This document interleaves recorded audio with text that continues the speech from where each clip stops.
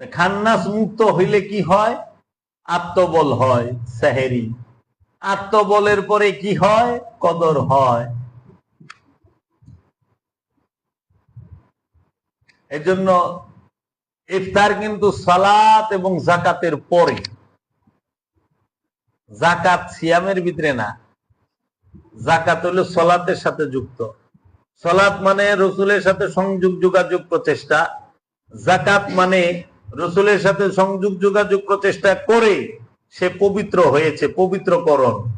জাকাত শব্দের অর্থ হইল পবিত্রকরণ। জাক্কা মানে পবিত্র, জাকাত মানে পবিত্রকরণ।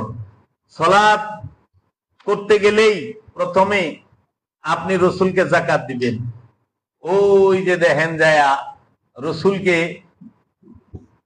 জাকাত যারা দিছে তারাই বেলায়েতের অধিকারী হয়ে গেছে।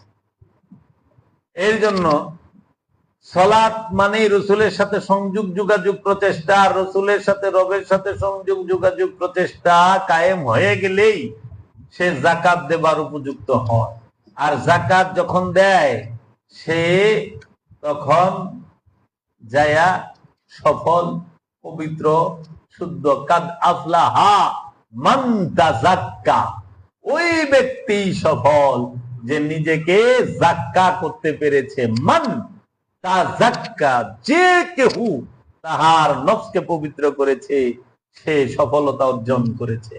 বলে নাই তো যে হাজার হাজার কোটি টাকার মালিক হয়েছে সে সফল, আল্লাহ বলে নাই। আল্লাহ বলছে কাদ আফলাহাল মুমিনুন, একমাত্র সফল হচ্ছে মুমিনগণ। সফল তাহারা যারা যাকাত দিছে। এর জন্য সালাত যাকাত আদায় হইলেই আপনি ইফতার করার উপযুক্ত হয়ে গেছেন। এখন ইফতার করবেন মানে খান্নাস মুক্ত হবেন।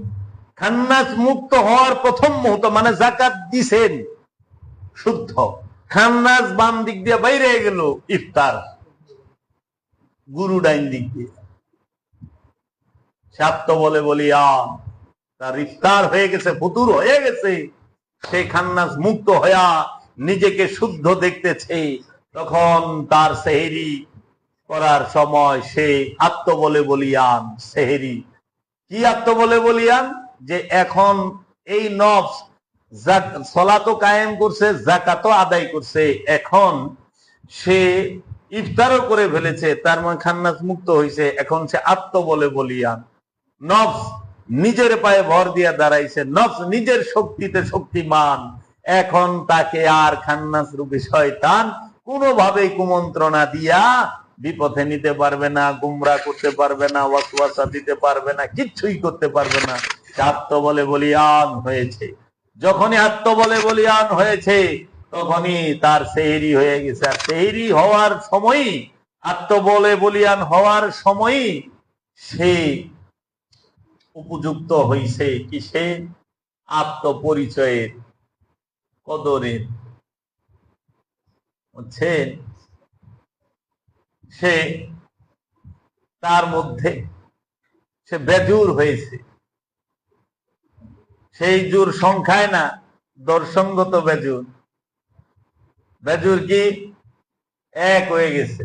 এতদিন দুই আছিল, দুই কি? কামনার প্রাণ, কামনা আর হলো প্রাণ মিলেমিশে দুই। খান্নাস আর নফস মিলেমিশে দুই। এখন নফস থেকে খান্নাস গেছে গা, কামনা গেছে গা, সে বেজুর হয়ে রয়েছে। সে বেজুর হয়ে এসেছে। বেজুর হওয়ার মানে কি? সে বহু দেখে না, অনেকেরে দেখে। সে আল্লাহরে দেখে, বহুরে দেখে না। বহু দেখার দিন শেষ। দেহে যাই করে, যাই হয় সব আল্লাহর তরফ থেকে হয়। তখনই সে বলে ইন্না লিল্লাহি ওয়া ইন্না ইলাইহি রাজিউন। এটা তার হাকিকি দর্শনের দেখা বলা।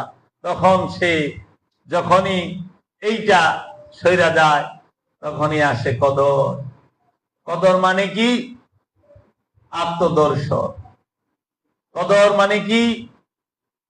ফেরেশতাদেরকে দর্শন লাভ করা, ফেরেশতাকে দেখা, ফেরেশতাকে বোঝা, ফেরেশতাকে চেনা, ফেরেশতাকে জানা। আর ওই ফেরেশতা, সকল ফেরেশতা নাজিল হয় ওই পবিত্র নফসের উপরে, রূহ নাজিল হওয়ার আগ মুহূর্তে রূহকে গার্ড দেবে, রূহের নিরাপত্তা দেবার জন্য, গার্ড দেবার জন্য। তখন সকল ফেরেশতা তানাজ্জালুল মালাইকাতি ওয়ার রূহ, রূহ নাজিল হয়। বাস তখন সে ফানা ফিল্লা বাকা বিল্লা চলে যায়, রুহের দিদার লাভ করে। তখনই তার কদর, এই কদর হয়। তখনই সে তাকায়া দেখে যে তার নফসটাকে এই রূপী রব চন্দ্রগ্রহণের মতো গিলা ভালা। তখন নফস আর কিছুই দেখতে পারে না রূপকে ছাড়া, রবকে ছাড়া। जिधर देखता हूं उधर तुम ही तुम हो, न जाने किस ख्यालों में तुम गुम हो। এরকম